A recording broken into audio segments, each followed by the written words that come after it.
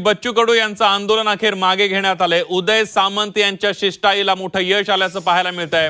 एकनाथ शिंदेंनी फोनवरून बच्चू कडूंशी संवाद साधलाय।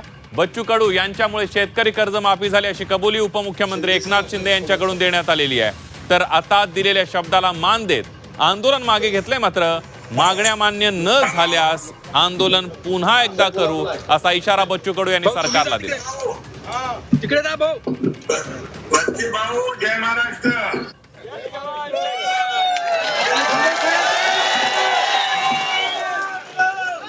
काका खाली बसा ना।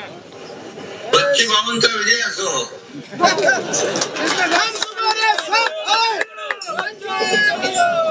अरे बच्चू भाऊनी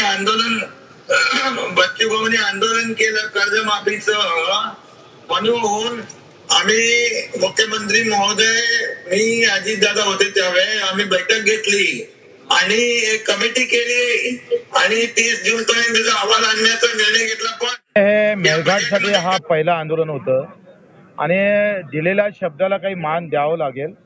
त्याची ताठर भूमिका ठेवली तर त्याला खरं तर पाहिजे त्याला एक वेगळ्या प्रकारचा संदेश जाईल आणि म्हणून आम्ही त्यांच्या शब्दाला मान ठेवलेला आहे आणि मला विश्वास आहे का दिलेला शब्द एकनाथजी असेल, उदय सावंतजी असेल, प्रकाशजी असेल हे पूर्ण केल्याशिवाय राहणार नाही केला तर आंदोलनाला पैसे लागत नाही।